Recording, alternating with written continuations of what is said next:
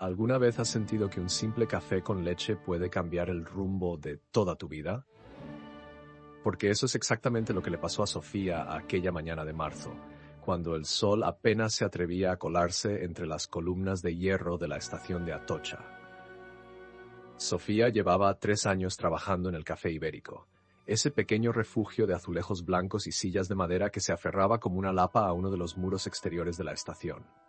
3 años sirviendo cortados a funcionarios con prisa, bocadillos de tortilla a turistas despistados y café solo a los maquinistas que empezaban su jornada antes de que Madrid despertara del todo. Había aprendido a distinguir los pasos nerviosos de quien llega tarde de los pasos tranquilos de quien tiene todo el tiempo del mundo. Conocía cada grieta del suelo de terrazo, cada mancha de humedad del techo, cada secreto murmurado en las mesas del fondo. Pero aquella mañana algo olía diferente. Y no era el aroma del pan recién horneado que traía Paco desde la Tahona de la calle Atocha. Eran las 6:15 cuando Sofía levantó la persiana metálica del café. El aire frío de marzo le mordió las mejillas mientras colocaba las sillas en la terraza. A esa hora, la estación era un organismo adormilado. Las palomas picoteaban migas invisibles. Los carteles electrónicos parpadeaban con destinos que sonaban a promesa: Barcelona, Valencia, Sevilla, y el eco de los primeros anuncios rebotaba contra las paredes como una pelota cansada. Atención viajeros, el tren con destino a Zaragoza Delicias efectuará su salida por la vía número 7. Sofía se ajustó el delantal negro, ese que tenía bordado en rojo el nombre del café, y respiró hondo. Le gustaba ese momento del día, cuando todo era posibilidad y nada había salido todavía mal. Cuando las tazas estaban limpias, el mostrador brillaba y la cafetera express siseaba su primera canción de vapor. Ramón, el encargado, llegó arrastrando los pies como cada mañana. 62 años, barriga cervecera, bigote de morsa y un corazón que latía al ritmo de los trenes. Llevaba más tiempo en ese café que algunas de las columnas de la estación. Buenos días, cariño. ¿Has dormido bien? Como un tronco. Ramón, ¿y tú? Bah, ya sabes, las lumbares me están matando. Esto de hacerse viejo es una mierda con todas las letras. Sofía sonrió mientras encendía la cafetera. Ramón siempre decía lo mismo, pero luego era el primero en llegar y el último en irse. Ese café era su vida, su refugio, su pequeño reino de formica y metal. A las 7:45 entraron los primeros clientes. El señor Gutiérrez, profesor de instituto, con cara de pocos amigos y adicción al café americano. Las hermanas Mendoza, 2 jubiladas que pedían un té con limón para compartir y se pasaban media hora cotilleando sobre los vecinos del quinto. El chico de globo con su mochila cuadrada y sus auriculares perpetuos. La mañana transcurría con la precisión de un mecanismo de relojería suiza. Sofía se movía entre las mesas con la gracia de quien ha repetido los mismos movimientos 1000 veces. Café, tostada, zumo, sonrisa. Café, croissant, sonrisa, vuelta. Las propinas iban cayendo en el bote de cristal junto a la caja registradora, ese bote que compartían entre todos y que al final del mes servía para pagar alguna que otra ronda en el bar de enfrente. Pero a las 8:17 todo cambió. Sofía estaba limpiando la máquina de café cuando lo vio. Un niño. No más de 5 años, tal vez 6. Pelo negro, ojos enormes color miel, ropa que había visto días mejores. Estaba de pie junto a la puerta del café, inmóvil como una estatua, mirando hacia adentro con una expresión que Sofía no supo descifrar al principio. ¿Miedo? ¿Hambre? ¿Confusión? El crío llevaba una chaqueta vaquera 2 tallas más grande, unos vaqueros con las rodillas destrozadas y unas zapatillas Adidas falsas que seguramente había comprado algún mantero en el rastro. Pero lo que más le llamó la atención a Sofía fue otra cosa: sus manos. Las tenía cerradas en puños apretados, como si sujetara algo invisible, como si se aferrara a un secreto que pesaba demasiado para sus hombros pequeños. ¿Estás bien, pequeño?, preguntó Sofía asomándose por la barra. El niño no respondió. Simplemente siguió mirándola con esos ojos que parecían haber visto más mundo del que cualquier niño debería ver. Sofía miró a Ramón, que estaba preparando un café con leche para una clienta habitual. Él se encogió de hombros, como diciendo: «Tú verás, aquí mando yo, pero contigo no me meto». Sofía salió de detrás de la barra y se acercó al niño. Al arrodillarse para quedar a su altura, notó algo extraño. El crío temblaba. No era el temblor del frío, aunque hacía fresco, sino algo más profundo, más visceral. El temblor de quien está genuinamente asustado. Oye, bonito, ¿estás perdido? ¿Dónde están tus papás? El niño abrió la boca pero no salió ningún sonido. Sus labios se movieron formando palabras mudas, como un pez fuera del agua. Y entonces Sofía lo vio, una marca roja en su muñeca izquierda, apenas visible bajo la manga demasiado larga de la chaqueta. Una marca que parecía la huella de unos dedos que habían apretado con fuerza. Algo se torció en el estómago de Sofía. Un instinto primario, antiguo, ese que todas las mujeres llevan grabado en el ADN. Algo iba mal, muy mal. ¿Cómo te llamas?, insistió, suavizando aún más la voz. Daniel, susurró el niño finalmente. Su acento no era madrileño. Sonaba más del sur, quizá de Andalucía, con esa S aspirada que convierte las palabras en aire. Vale, Daniel. Yo me llamo Sofía. ¿Tienes hambre? El niño asintió casi imperceptiblemente. Sofía le tendió la mano y él la agarró con una desesperación que le encogió el corazón. Sus dedos estaban helados a pesar de la chaqueta. Lo llevó hasta una de las mesas del fondo, la que quedaba medio escondida detrás de la máquina de tabaco y desde donde se veía toda la entrada de la estación. Le preparó un colacao bien caliente y un croissant con mantequilla. El crío se lo comió como si no hubiera probado bocado en días, con esa forma de comer de los niños que han conocido el hambre de verdad, tragando grandes pedazos sin apenas masticar. Mientras Daniel comía, Sofía observó la estación a través del ventanal. El flujo de gente había aumentado, viajeros arrastrando maletas, ejecutivos con maletín, estudiantes con mochila. Y entonces los vio, 2 hombres y una mujer, los 3 rondando la entrada del café, mirando hacia adentro con disimulo pero con intención. El hombre mayor de unos 50 años tenía pinta de gitano rumano, pantalones de chándal, chaqueta de cuero falso, gorra de los Yankees. La mujer era más joven, 30 y pocos, con el pelo teñido de rubio oxigenado y unos pendientes de aro que le llegaban casi a los hombros. El tercer tipo era flaco como un galgo, con tatuajes en el cuello y esa mirada nerviosa de quien está constantemente alerta. Y los tres estaban buscando algo, o a alguien. Sofía sintió cómo se le erizaba el vello de la nuca. Miró a Daniel, que seguía comiendo su croissant ajeno a todo, y luego volvió a mirar hacia la estación. La mujer había sacado un móvil y estaba hablando por teléfono, gesticulando con la mano libre. El hombre mayor se había acercado un poco más al café, fingiendo mirar el menú que había en la pizarra exterior. «Madre mía», pensó Sofía, «este crío está huyendo de ellos». No sabía cómo lo sabía, pero lo sabía. Del mismo modo que sabes que va a llover antes de que caiga la primera gota, o que sabes que alguien miente antes de que termine la frase. Era esa certeza instintiva, irracional, imposible de explicar, pero imposible de ignorar. Se acercó a Ramón con la naturalidad de quien va a pedirle más leche para la cafetera. «Ramón, ese niño de ahí atrás está metido en un lío». «¿Qué tipo de lío?», preguntó el encargado sin levantar la vista de la máquina del café. «Del tipo que incluye a esos 3 elementos que están ahí fuera mirando hacia adentro como si buscaran algo». Ramón sí levantó la vista entonces. Conocía a Sofía desde hacía 3 años y había aprendido a confiar en su instinto. Aquella chica tenía un sexto sentido para los problemas, probablemente por haber crecido en Vallecas y haber visto de todo antes de cumplir los 15. «¿Qué quieres hacer?», preguntó en voz baja. «Necesito que lo lleves a la despensa. Que no salga de ahí hasta que yo vuelva». «¿Y tú qué vas a hacer?». «Voy a seguir a esos cabrones y a avisar a seguridad». Ramón la miró con esa mezcla de preocupación y orgullo que reservaba para los momentos importantes. «Ten cuidado, Sofía. No hagas ninguna tontería». «Las tonterías son mi especialidad, Ramón. Ya lo sabes». Sofía volvió a la mesa donde Daniel terminaba su colacao. Se agachó de nuevo a su altura y le habló con la voz más tranquila que pudo encontrar dentro del huracán que era su cabeza en ese momento. «Daniel, bonito. ¿Ves a ese señor de ahí?», señaló a Ramón. «Es mi amigo. Un amigo muy bueno. Te va a llevar a un sitio donde nadie te va a encontrar, ¿vale? Un sitio seguro. Pero tienes que ser muy valiente y hacer todo lo que él te diga. ¿Puedes hacer eso por mí?». El niño la miró con esos ojos enormes y asintió. Y en ese gesto, en esa confianza ciega de un crío de 6 años hacia una desconocida que le había dado un croissant, Sofía sintió algo parecido a la responsabilidad, o al miedo, o a ambas cosas a la vez. Ramón se acercó y tendió la mano a Daniel. «Ven conmigo, campeón. Vamos a jugar al escondite. Mientras Ramón y Daniel desaparecían por la puerta trasera que llevaba a la despensa y a los baños, Sofía se quitó el delantal, se peinó con los dedos y salió del café. El aire frío de marzo la recibió con una bofetada. Se subió el cuello de la chaqueta y empezó a caminar hacia la entrada principal de la estación, manteniendo a los 3 sospechosos en su campo de visión periférico.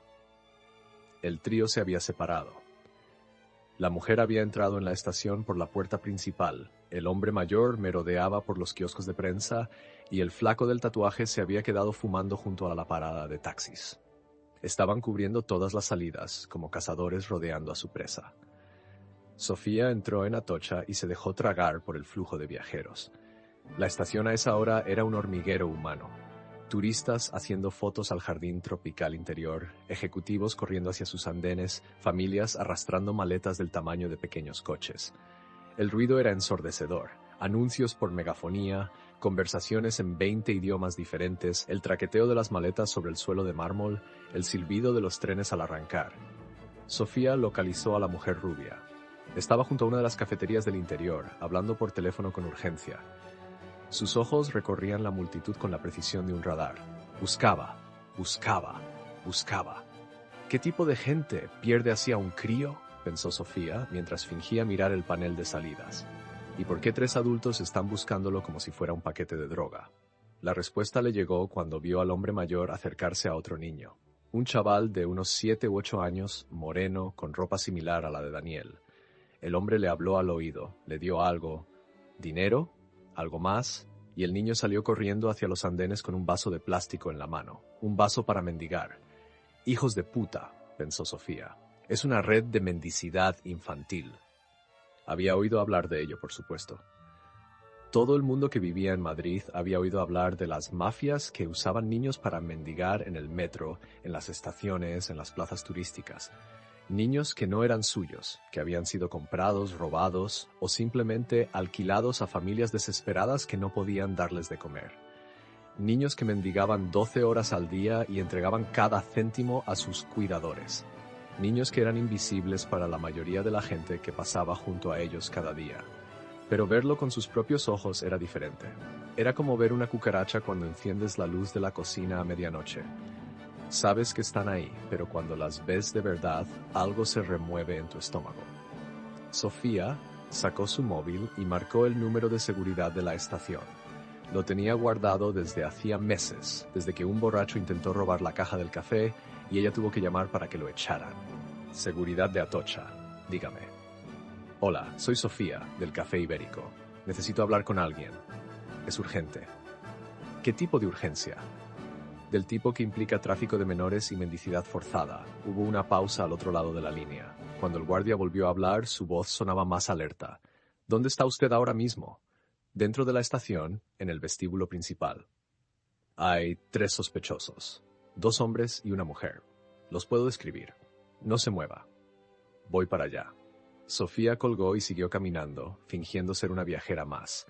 La mujer rubia se había movido hacia los andenes. Sofía la siguió manteniendo una distancia prudencial. Entonces sucedió algo que nunca olvidaría. La mujer se acercó a otro niño. Una niña esta vez, no más de 4 años, con el pelo recogido en 2 coletas despeinadas y un vestido que parecía haber sido blanco en otra vida. La mujer le habló con brusquedad, le agarró del brazo. Sofía pudo ver cómo los dedos se clavaban en la piel de la cría y la empujó hacia una de las plataformas. La niña empezó a llorar. No un llanto de rabieta, sino un llanto de dolor real, de miedo genuino. Y la mujer, en lugar de consolarla, le dio un cachete en la nuca. Algo se rompió dentro de Sofía. Quizá fueron todos esos años viendo pasar a desconocidos sin realmente verlos. Quizá fue el recuerdo de su propia infancia en Vallecas, cuando su madre trabajaba 14 horas al día limpiando oficinas y ella tenía que cuidar de sus hermanos pequeños. Quizá fue simplemente que ya no podía seguir siendo invisible. Se acercó a la mujer con paso decidido. «Oye, tú». Suelta a la niña. La mujer se giró. De cerca era aún más dura de lo que parecía de lejos. Tenía una cicatriz que le cruzaba la ceja izquierda y los ojos más fríos que Sofía había visto nunca. Ojos de reptil, ojos sin alma. «¿Y tú quién coño eres?», dijo la mujer en un español con acento del este. «Alguien a quien le importa lo que le pase a esta cría. Esto no es asunto tuyo, es mi sobrina». «Claro. Y yo soy la reina de España. Suelta a la niña o grito tan fuerte que van a venir los municipales desde la Puerta del Sol. La mujer la miró con odio puro. Por un momento, Sofía pensó que iba a pegarle, que iba a sacar una navaja, que iba a hacer algo violento y definitivo. Pero entonces apareció el guardia de seguridad, un tipo grande con uniforme azul marino y radio al cinto, y la ecuación cambió por completo. ¿Algún problema aquí?, preguntó el guardia. La mujer soltó a la niña inmediatamente y dio 2 pasos atrás. Ningún problema. Solo una confusión. Esta mujer estaba maltratando a esta niña, dijo Sofía, y forma parte de una red que usa niños para mendigar en la estación. El guardia miró a la mujer, luego a la niña que seguía llorando, luego a Sofía. En sus ojos se podía ver cómo las piezas encajaban, cómo la verdad se abría paso entre las mentiras. Señora, va a tener que acompañarme, dijo el guardia a la mujer. No he hecho nada. Esa zorra está loca. Pues si no ha hecho nada, no tendrá problema en acompañarme a las oficinas de seguridad para aclararlo, ¿verdad? La mujer maldijo en rumano, o búlgaro, o lo que fuera, y echó a correr, pero no llegó muy lejos. Otros 2 guardias que habían llegado como refuerzo la interceptaron antes de que alcanzara la salida. La escena atrajo miradas móviles que grababan murmullos de curiosidad. El guardia que había hablado con Sofía se agachó junto a la niña. Tranquila, bonita. Ya estás a salvo. Pero la niña seguía llorando, un llanto que Sofía sospechaba que venía de muy hondo, de un lugar donde se acumulan todos los miedos y todas las penas que un niño de 4 años no debería ni conocer. Hay más, dijo Sofía. Al menos otros 2. Un hombre mayor con gorra de los Yankees y un tipo flaco con tatuajes en el cuello. El guardia habló por radio, dando descripciones, coordinando movimientos. Sofía se sentó en un banco junto a la niña y le pasó un brazo por los hombros. La cría se acurrucó contra ella como un gatito asustado. «Ya está, cariño.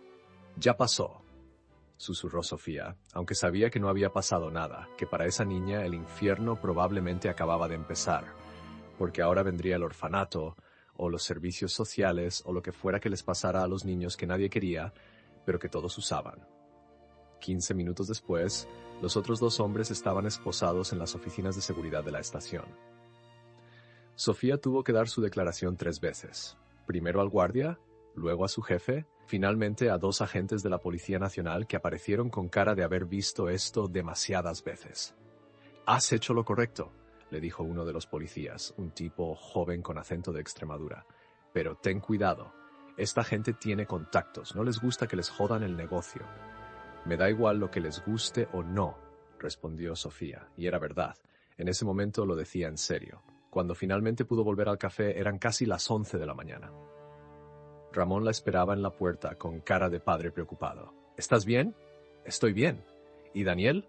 «En la despensa jugando con las cajas de cartón. Le he dado unas galletas y un zumo. No ha dicho ni pío». Sofía fue a la despensa. Daniel estaba sentado en el suelo rodeado de cajas de café y paquetes de azúcar, haciendo torres con botes vacíos de tomate. Cuando la vio entrar, sus ojos se iluminaron con algo parecido al alivio. «Hola, campeón», dijo Sofía sentándose en el suelo junto a él. «¿Te lo has pasado bien aquí escondido?» Daniel asintió. «¿Esos señores malos se han ido?» «Se han ido. No van a volver a molestarte». «¿Seguro?» «Segurísimo». El niño la abrazó entonces, con esa fuerza que tienen los niños pequeños cuando abrazan, como si quisieran fundirse contigo, como si quisieran meterse dentro de tu cuerpo y quedarse ahí para siempre, a salvo. Sofía le devolvió el abrazo, sintiendo como algo se quebraba y se reconstruía simultáneamente en su pecho. No sabía qué era exactamente. Ternura, protección, rabia, pero era potente e imparable como una ola. Los servicios sociales llegaron media hora después. Una mujer de unos 40 años con aire cansado y carpeta llena de formularios. Se presentó como Marta y habló con Daniel en voz baja mientras Sofía y Ramón observaban desde la barra. «Vamos a buscar a tus papás», le decía Marta al niño. «Seguro que están preocupadísimos». Sofía quiso creerlo. Quiso creer que Daniel tenía unos padres que lo querían, que lo estaban buscando desesperadamente, que el mundo no era tan oscuro como parecía en ese momento. Pero la marca en su muñeca y el miedo en sus ojos le decían otra cosa. Antes de irse, Daniel se acercó a Sofía. «Gracias por el colacao», dijo. «De nada, bonito. Cuando quieras vuelves y te invito a otro». «¿Prometes?» «Lo prometo». El niño sonrió por primera vez desde que lo había visto, y Sofía supo que esa sonrisa se le iba a quedar grabada en la memoria para siempre. En ese lugar donde guardamos las cosas que nos cambian, aunque no sepamos muy bien cómo ni por qué. Cuando Daniel se fue con Marta, el café volvió a llenarse de clientes habituales. El señor Gutiérrez con su café americano, las hermanas Mendoza con su té compartido, el repartidor de Globo con sus auriculares. Todo volvía a la normalidad, al mecanismo de relojería, a la rutina reconfortante de las cosas que siempre son iguales. Pero Sofía sabía que algo había cambiado, que ella había cambiado. Ramón se acercó mientras ella limpiaba la máquina del café. ¿En qué piensas? En que esto pasa todos los días, Ramón. Todos los putos días. Y nosotros servimos cafés y miramos para otro lado. No puedes salvar al mundo, Sofía. Lo sé. Pero quizá pueda salvar a algunos niños. Ramón la miró con esa expresión que había aprendido a reconocer después de 3 años. La expresión de alguien que sabe que estás a punto de hacer algo loco pero necesario. ¿Qué vas a hacer? Sofía no respondió inmediatamente. Se quedó mirando hacia la estación, hacia ese río de gente que fluía sin cesar, hacia esos miles de historias que se cruzaban cada día sin tocarse nunca. Y en algún lugar de ese río había niños perdidos, asustados, utilizados. Niños como Daniel, como aquella niña de las coletas, como tantos otros que nadie veía realmente. No lo sé todavía, dijo finalmente, pero voy a hacer algo. Y mientras pronunciaba esas palabras, Sofía supo que eran ciertas, que no podía volver a ser la misma después de esa mañana, que el universo acababa de enviarle una señal que no podía ignorar. La pregunta era, ¿qué hacer con ella? 2 semanas después de aquel incidente, Sofía seguía sin poder sacarse a Daniel de la cabeza. Era como una astilla clavada en algún lugar profundo de su cerebro, molestando, punzando, recordándole constantemente que había un mundo paralelo al suyo, un mundo de niños invisibles y adultos sin escrúpulos, que funcionaba a plena luz del día, mientras todo el mundo fingía no verlo. Había llamado 3 veces a los servicios sociales preguntando por Daniel. La primera vez, Marta le dijo con voz cansada que no podía darle información por protección de datos. La segunda vez, otra mujer le dijo que el caso estaba en proceso. La tercera vez, le colgaron directamente. Sofía empezó a llegar al café media hora antes de su turno. Se sentaba en una de las mesas de la terraza, con un café solo, y observaba. Observaba la estación como quien mira un acuario, con atención, buscando patrones, intentando entender el ecosistema. Y una vez que empezó a mirar de verdad, ya no pudo parar de ver. Estaban por todas partes. El niño rumano de unos 8 años que pedía limosna junto a los torniquetes del metro, con un cartel escrito en rotulador que decía «Tengo hambre», en un español lleno de faltas. La niña marroquí que vendía pañuelos de papel en los andenes siempre con la misma blusa rosa desteñida. El chaval sudamericano que tocaba una flauta desafinada junto a la entrada del jardín tropical, con un vaso de plástico a sus pies que nunca parecía llenarse mucho. Y detrás de cada niño siempre, a cierta distancia, vigilando. Los adultos. Hombres y mujeres con cara de piedra que contaban el dinero, que movían a los críos de un lugar a otro como piezas de ajedrez, que los regañaban cuando no traían suficientes monedas. Una mañana, Sofía vio como uno de esos hombres, tipo de unos 50, chándal Adidas falso, gorra calada hasta las cejas, le pegaba un cachete a un niño gitano por haberse quedado dormido en un banco. El crío no lloró. Simplemente se levantó, cogió su vaso de plástico y volvió a su puesto junto a la máquina de billetes. Esa indiferencia, esa resignación en un niño de 9 o 10 años le rompió algo a Sofía que ni siquiera sabía que se podía romper. Ramón la pilló una mañana tomando fotos con el móvil. ¿Qué haces? Documentar. ¿Documentar el qué? El infierno. Ramón suspiró. Conocía esa mirada en los ojos de Sofía. La misma mirada que tuvo cuando decidió enfrentarse a aquel cliente que maltrataba verbalmente a su novia. La misma mirada que tuvo cuando amenazó con denunciar al dueño del edificio por no arreglar las humedades del sótano. Sofía tenía un problema, no sabía mirar para otro lado. Ten cuidado, cariño, esta gente no son Boy Scouts. Lo sé, no lo sabes. He vivido en Madrid toda mi vida y te puedo asegurar que estas mafias no se andan con chiquitas. Si sospechan que les estás jodiendo el negocio, te pueden hacer daño de verdad. Sofía guardó el móvil en el bolsillo del delantal. Ramón, ¿tú tienes hijos? Tuve uno. Murió hace 10 años. Leucemia. Sofía no lo sabía. En 3 años trabajando juntos, Ramón nunca había mencionado ese detalle. Se sintió fatal por haber preguntado. Joder, Ramón, lo siento. No pasa nada. Era un buen chico. Se llamaba Javier. Habría tenido tu edad ahora. Seth Ramón se quedó mirando hacia la estación. Por eso te entiendo, Sofía. Por eso no te voy a decir que pares, pero sí te voy a pedir que tengas cuidado, porque si a ti te pasa algo yo no podría soportarlo. ¿Me oyes? No podría. Sofía le puso una mano en el hombro. No hacían falta más palabras. Esa misma tarde, cuando terminó su turno a las 3, Sofía no se fue a casa. Se quedó en la estación. Se compró un bocadillo de calamares en uno de los puestos del vestíbulo, se sentó en un banco junto al jardín tropical y siguió observando. El jardín tropical de Atocha siempre le había parecido una anomalía hermosa. Cientos de especies de plantas exóticas creciendo bajo una cúpula de cristal y acero, con tortugas nadando en un estanque artificial y pájaros tropicales piando entre las palmeras. Era como un trozo de Amazonas trasplantado al corazón de Madrid, un oasis verde en medio del caos de hormigón y acero de la estación. Pero ahora, viéndolo con otros ojos, Sofía se dio cuenta de que también era el lugar perfecto para el control. Desde ahí se veía todo. Las entradas, las salidas, los andenes, las tiendas. Era el punto de vigilancia ideal. Y efectivamente, ahí estaban. 3 tipos sentados en diferentes bancos alrededor del jardín. Uno de ellos era el hombre mayor de la gorra de los Yankees, el que había estado buscando a Daniel. Sofía sintió como la adrenalina le atravesaba el cuerpo como un latigazo. ¿Cómo coño está aquí?, pensó. Deberían estar todos en la cárcel. Pero claro, Sofía no era tan ingenua. Sabía cómo funcionaba el sistema. Detención, declaración, libertad con cargos. Estos tíos tenían abogados, tenían contactos, tenían dinero. Mientras no pillaran a alguien infraganti maltratando a un niño, mientras los críos dijeran que estaban con sus tíos o primos, era difícil probar nada. Sofía sacó su móvil disimuladamente y les hizo más fotos. Zoom, clic, zoom, clic. Documentaba caras, ropa, tatuajes, cualquier detalle que pudiera ser útil. El hombre de la gorra miró en su dirección. Por un segundo eterno, congelado en el tiempo como una foto, sus ojos se cruzaron.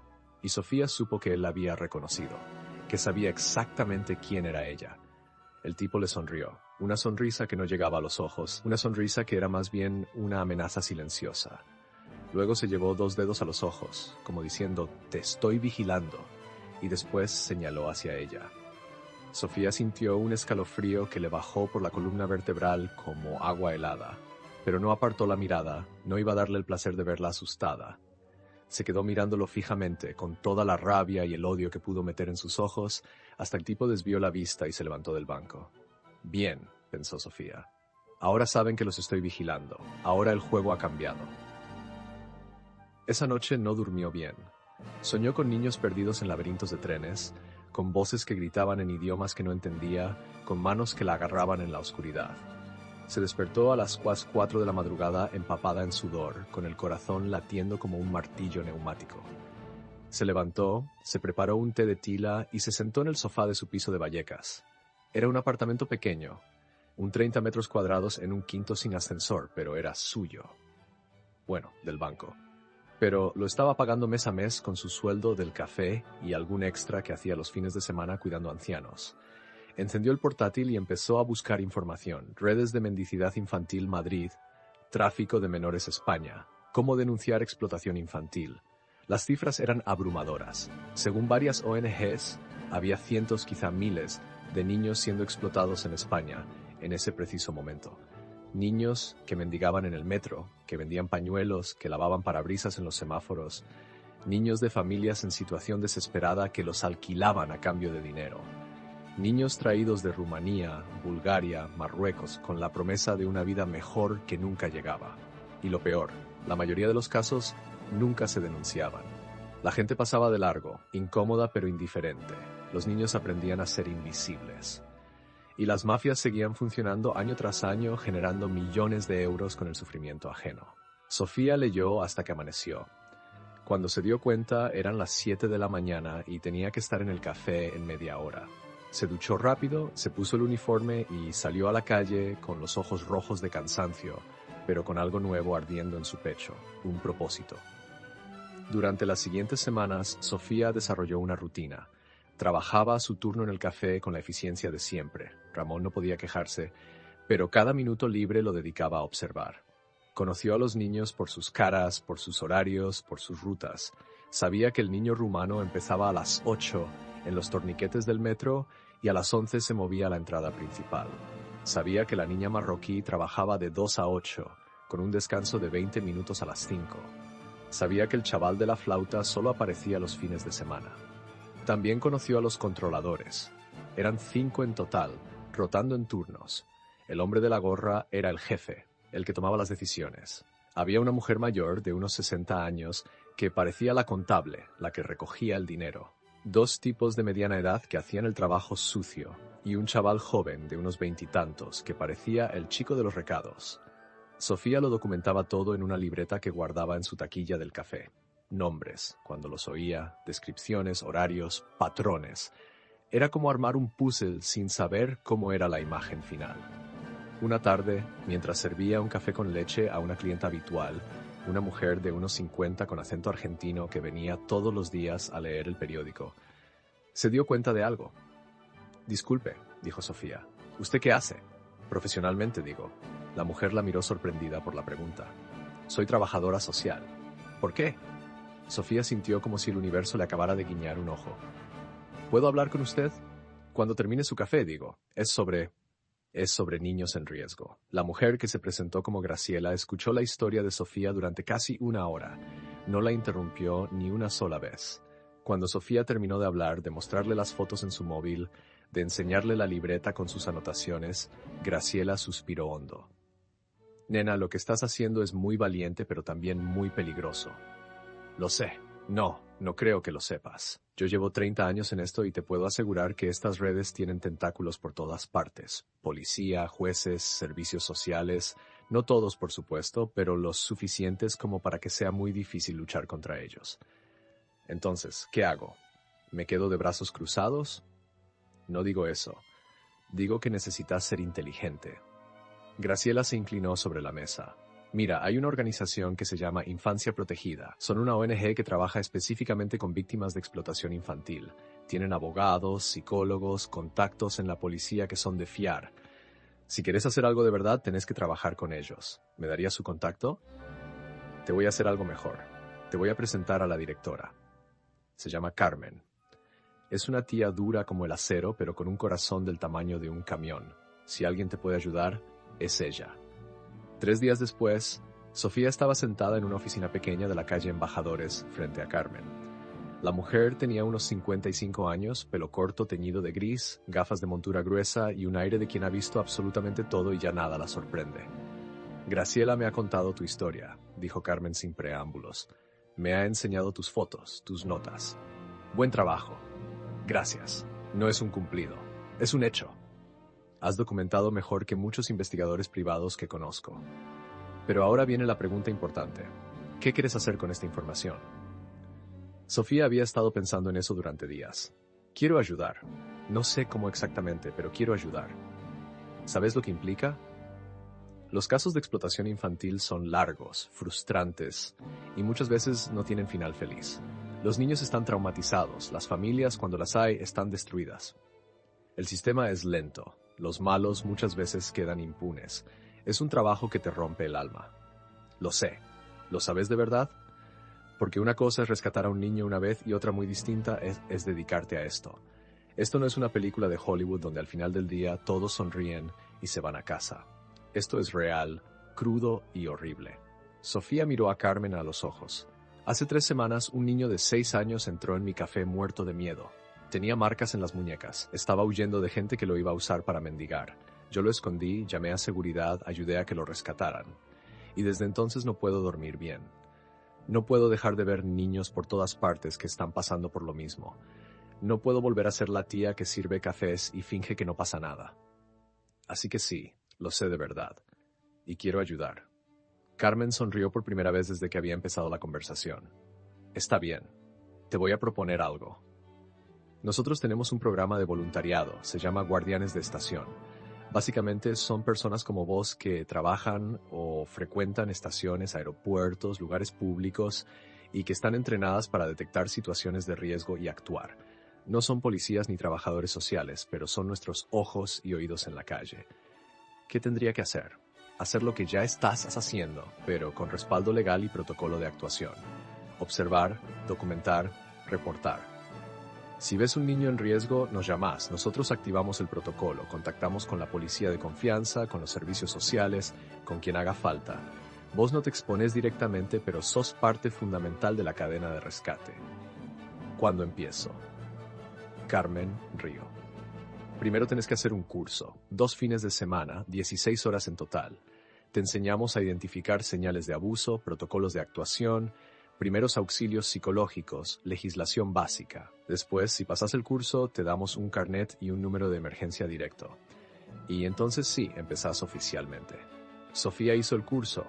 Fueron 2 de los fines de semana más intensos de su vida. Aprendió cosas que nunca quiso saber.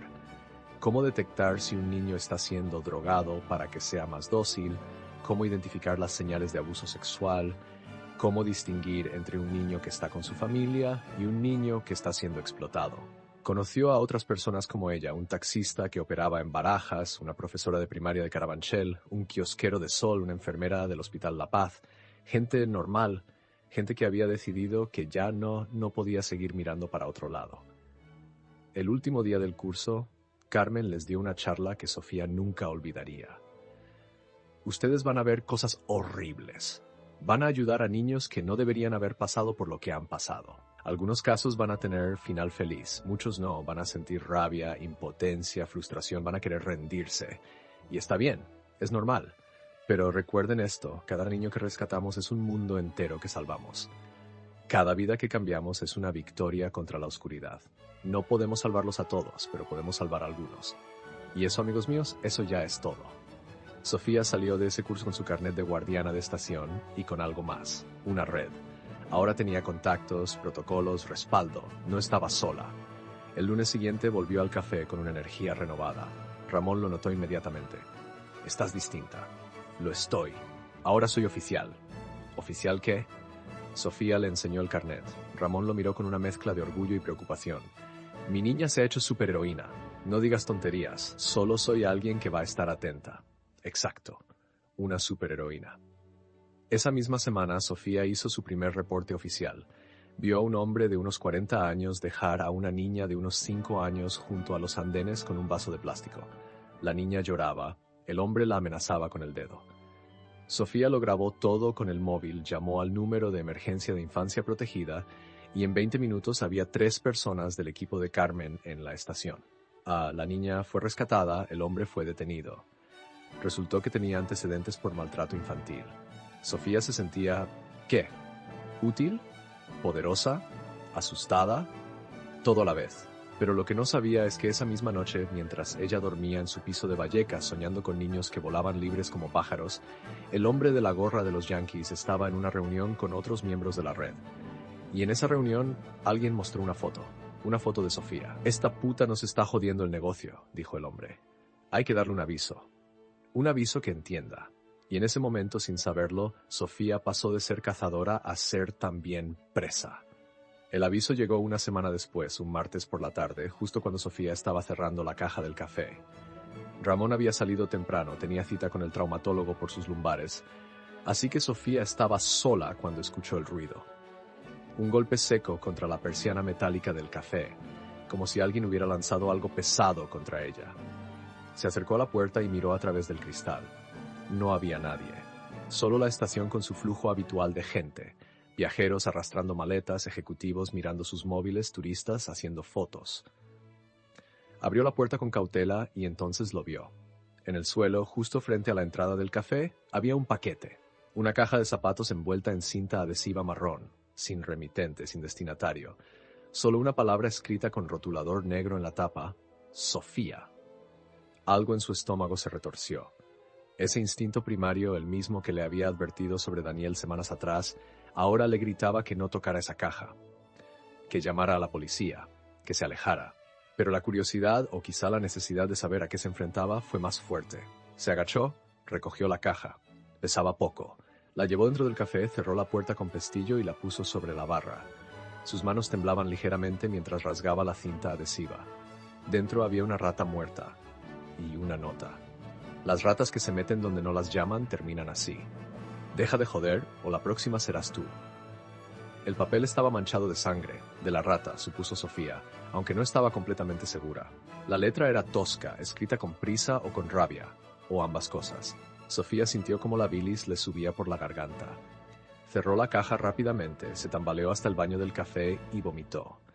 Vomitó hasta que solo le quedaron arcadas secas, hasta que sus piernas temblaron tanto que tuvo que sentarse en el suelo frío de las baldosas. Respira, se dijo a sí misma. Respira, coño, no les des el placer de verte asustada. Pero estaba asustada. Claro que lo estaba. Porque esto ya no era un juego. Ya no era Sofía la justiciera observando desde la distancia. Ahora sabían dónde trabajaba, sabían su nombre, sabían cómo encontrarla. Se lavó la cara con agua fría, se miró en el espejo del baño. Tenía ojeras pronunciadas, el pelo revuelto, la piel pálida, parecía una versión fantasmal de sí misma. Sacó el móvil con manos temblorosas y llamó a Carmen. «Sofía, ¿qué pasa? Te oigo rara. Me han amenazado, me han dejado una rata muerta con una nota». Hubo un silencio al otro lado de la línea. Cuando Carmen habló de nuevo, su voz era puro acero. «No toques nada más». «¿Estás sola?» «Sí. ¿Dónde estás exactamente?» «En el café. He cerrado con pestillo». «Bien, quédate ahí. Llamo a mis contactos de la policía y voy para allá». 20 minutos. Carmen llegó en 15. Traía consigo a 2 policías de paisano, un hombre y una mujer, ambos de la Brigada de Delincuencia Organizada. Fotografiaron la caja, la rata, la nota. Le hicieron preguntas a Sofía. ¿Había visto a alguien sospechoso? ¿Tenía alguna idea de quién podría ser? ¿Había recibido otras amenazas? «Son los de la red de mendicidad», dijo Sofía. «Tiene que ser ellos. Llevo semanas documentándolos, reportándolos. Les he jodido ya como mínimo 3 operaciones». El policía que se presentó como inspector Navarro asintió. «Lo sabemos. Hemos estado siguiendo tus reportes. Son buenos, muy detallados. Pero precisamente por eso eres un problema para ellos. Y estos tipos no se andan con sutileces cuando alguien les toca los cojones. ¿Qué hago entonces? Me rindo. ¿Dejo que sigan explotando niños porque me han asustado con una puta rata?» Carmen puso una mano en el hombro de Sofía. «Nadie te está diciendo que te rindas, pero sí que seas más cuidadosa. Nada de quedarte sola, nada de seguirlos tú sola, nada de exponerte innecesariamente. Reportas, nosotros actuamos. Así de simple. Yo puedo asignar patrullas regulares por la zona», dijo Navarro. «Y si ves algo sospechoso, cualquier cosa, me llamas directamente». Le dio una tarjeta con su número personal. «A cualquier hora, ¿entendido?» Sofía asintió. Se sentía pequeña, vulnerable, como si todo su valor se hubiera derramado junto con el contenido de su estómago en el baño del café. Esa noche Ramón insistió en acompañarla hasta su piso. Se quedó con ella hasta que Sofía le aseguró 3 veces que estaba bien, que tenía el número de emergencias a mano, que había cerrado con llave y echado la cadena. Pero cuando Ramón se fue y Sofía se quedó sola en su apartamento, el miedo volvió. Un miedo denso, pegajoso, que se le metía por todos los poros. Cada ruido en la escalera la hacía saltar. Cada sombra que pasaba por debajo de su puerta la ponía alerta. Durmió con la luz del pasillo encendida y el móvil bajo la almohada, como cuando era niña y le tenía miedo a los monstruos del armario. Solo que ahora los monstruos eran reales, y sabían dónde vivía. Los siguientes días fueron raros. Sofía seguía yendo al café, seguía haciendo su trabajo, pero había una tensión constante en su cuerpo, como un cable a punto de romperse. Miraba por encima del hombro constantemente. Desconfiaba de cualquier desconocido que se acercara demasiado. Saltaba cada vez que sonaba su móvil. Ramón lo notó, por supuesto. «No puedes vivir así, cariño». «¿Y cómo se supone que debo vivir? ¿Como si no hubiera pasado nada?» «No. Pero tampoco como si fueras a morir en cualquier momento». Eso también es darles poder. Tenía razón. Sofía lo sabía, pero saber algo y sentirlo son cosas muy diferentes. Una semana después de la amenaza, mientras Sofía servía café a un cliente, vio algo que le heló la sangre. Daniel. El niño estaba ahí en la estación junto a los torniquetes del metro. Llevaba la misma ropa que aquel día. La chaqueta vaquera 2 tallas grande, los vaqueros rotos, y en sus manos sostenía un vaso de plástico. Estaba mendigando. Sofía dejó caer la taza que estaba sosteniendo. Se hizo añicos contra el suelo en una explosión de porcelana blanca y café oscuro. Los clientes se giraron a mirarla. Ramón salió corriendo de la cocina. «¿Qué ha pasado?» Pero Sofía ya estaba quitándose el delantal, ya estaba cruzando la puerta del café, ya estaba corriendo hacia Daniel como si le fuera la vida en ello. El niño la vio venir. Y en sus ojos, en esos ojos color miel que Sofía había visto en sus sueños durante semanas, había algo nuevo, o más bien algo viejo que había vuelto: el miedo. Daniel, jadeó Sofía al llegar junto a él, ¿qué haces aquí? ¿Dónde están los de servicios sociales? ¿Dónde está Marta? El niño no respondió, simplemente empezó a llorar, un llanto silencioso, sin sonido, solo lágrimas que le rodaban por las mejillas sucias. Y entonces lo entendió con una claridad brutal, dolorosa. Servicios sociales lo había devuelto a su familia, y su familia de mierda, desesperada, rota, lo había vuelto a alquilar a la red. Hijo de puta, susurró Sofía. No sabía si lo decía por los padres de Daniel, por la red, por el sistema entero que había fallado a este niño. Probablemente por todos. Se agachó junto a Daniel y lo abrazó. El niño se aferró a ella como un náufrago a un salvavidas. ¿Sabes dónde están? ¿Los que te obligan a hacer esto? Daniel asintió con la cabeza hundida en el hombro de Sofía. ¿Me los puedes señalar sin que te vean? El niño se separó ligeramente y, con un gesto casi imperceptible, señaló hacia uno de los bancos del jardín tropical. Ahí estaba él, el hombre de la gorra de los Yankees, el que le había hecho el gesto amenazante, el que seguramente había ordenado lo de la rata. Estaba mirándolos directamente, y sonreía. Era una trampa, por supuesto que era una trampa. Habían usado a Daniel como cebo, sabiendo que Sofía no podría resistirse, y ella había caído como una idiota. El hombre se levantó del banco y empezó a caminar hacia ellos. Caminaba despacio, con tranquilidad, con la confianza de quien sabe que tiene todas las cartas. Otros dos tipos, Sofía los reconoció de sus vigilancias, aparecieron desde diferentes direcciones, la estaban rodeando. Sofía sacó su móvil y marcó el número de Navarro. Con la otra mano agarraba fuerte la mano de Daniel. Navarro, estoy en Atocha. Me están acorralando. Tengo al niño Daniel, el de la primera vez, lo han vuelto a poner a mendigar, necesito ayuda. Ya. Aguanta ahí. 5 minutos. El hombre de la gorra estaba ahora a menos de 10 metros. Sofía podía ver cada detalle de su cara, la cicatriz en la barbilla, los dientes amarillentos, los ojos fríos como hielo sucio. Oye tú, dijo el hombre en un español con acento del este, ese niño es mío. Ese niño no es de nadie, es una persona. Esa persona está con su familia que me paga para cuidarlo mientras ellos trabajan. Todo legal, todo bien. Legal, mis cojones. Estás explotando a un menor. Y te van a caer mínimo 5 años. El hombre rió, una risa seca, desagradable. ¿Tú crees? Yo he estado en la cárcel ya. No me da miedo. Pero ¿sabes qué? A ti sí debería darte miedo. Porque nosotros sabemos dónde vives, guapa. Calle Pico de los Artilleros, número 23, quinto sin ascensor. Portón verde, buzón roto. ¿Me equivoco?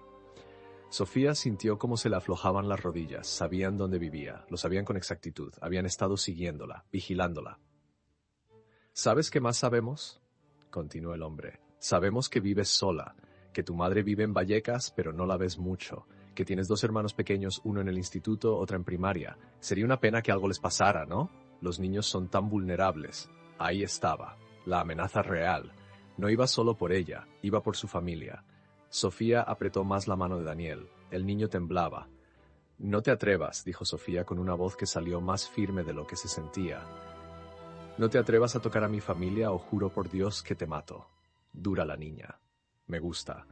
Pero la valentía sin cerebro solo te va a meter en problemas. Así que esto es lo que va a pasar. Tú vas a soltar al niño, te vas a ir a tu casa y te vas a olvidar de todo esto. De los niños, de nosotros, de todo. Vuelves a tu vida de camarera mediocre y todos contentos, ¿entendido? No. ¿Perdona? He dicho que no. No voy a soltar al niño, no me voy a olvidar. Y no me vais a asustar con vuestras amenazas de mierda. El hombre dejó de sonreír. Sus ojos se volvieron aún más fríos, si es que eso era posible. Entonces vas a tener problemas, muchos problemas. Dio un paso hacia Sofía. Ella retrocedió, empujando a Daniel detrás de ella. Los otros 2 tipos se acercaron más, cerrando el círculo. Y entonces pasó algo inesperado. La gente empezó a mirar, a pararse. Un círculo de espectadores se formó alrededor de ellos, móviles que grababan, murmullos. Alguien gritó, «¡Dejen en paz a la chica!». Otro gritó, «He llamado a la policía». Los 3 hombres se miraron entre sí. Esto no estaba en el plan.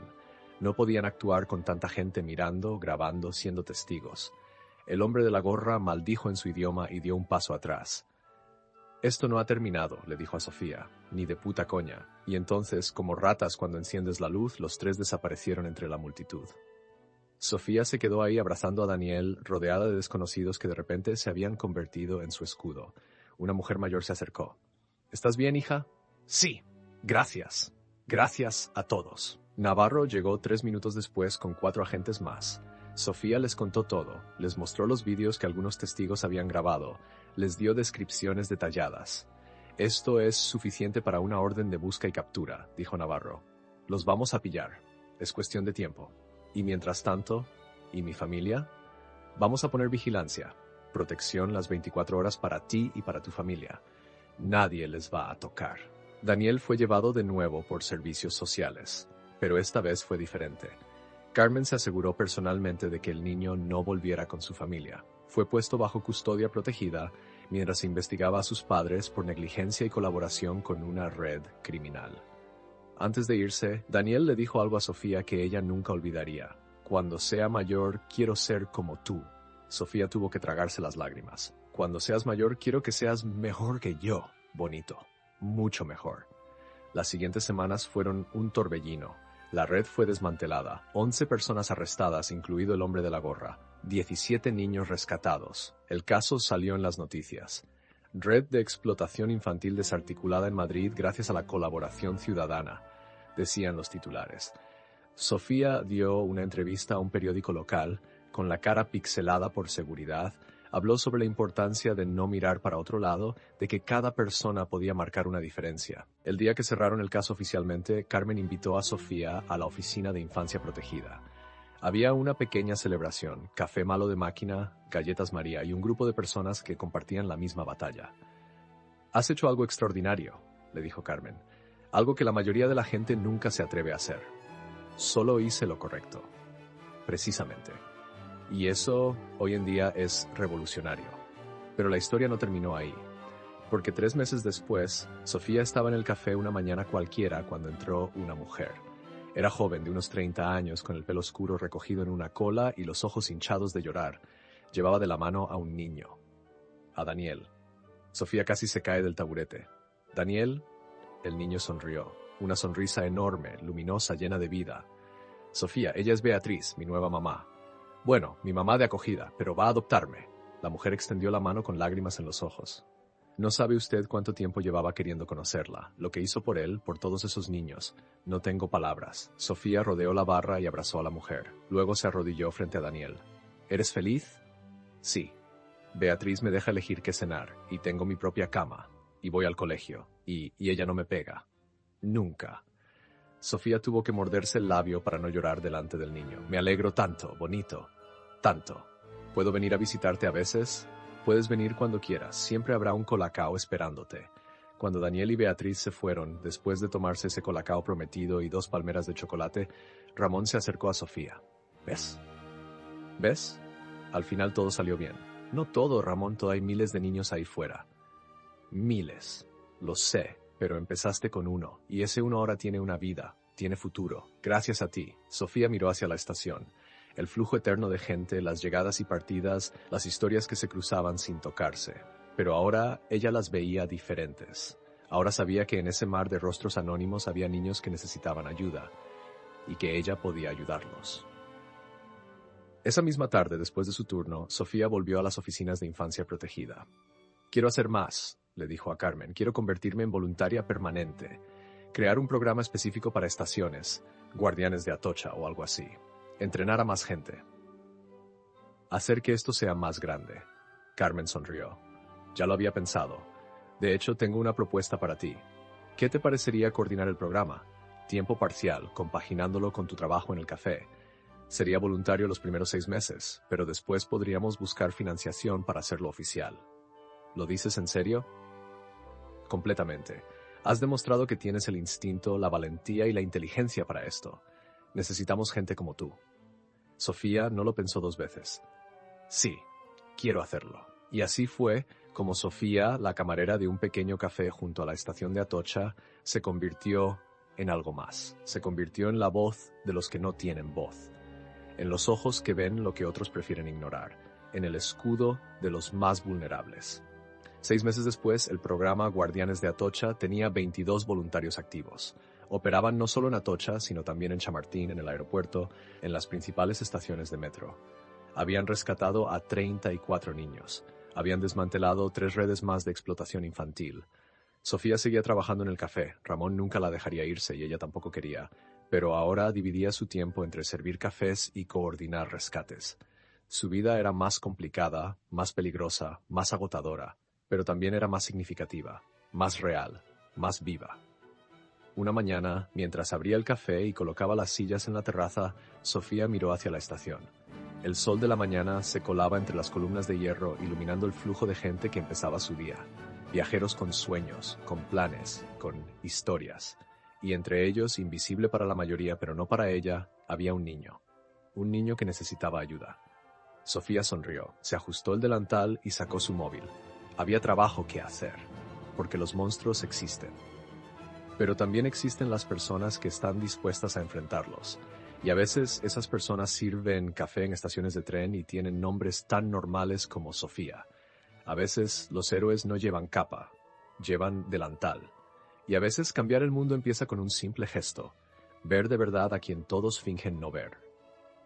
Daniel volvía al café una vez a la semana. Siempre pedía lo mismo, colacao y croissant. Y siempre al despedirse le decía lo mismo a Sofía, gracias por verme. Y Sofía siempre respondía igual, gracias por dejarme ayudarte, porque al final eso es lo que todos necesitamos, alguien que nos vea, alguien que no mire para otro lado, alguien que diga esto no está bien y haga algo al respecto. Sofía lo había hecho. Y al hacerlo, no solo había salvado a Daniel, se había salvado a sí misma.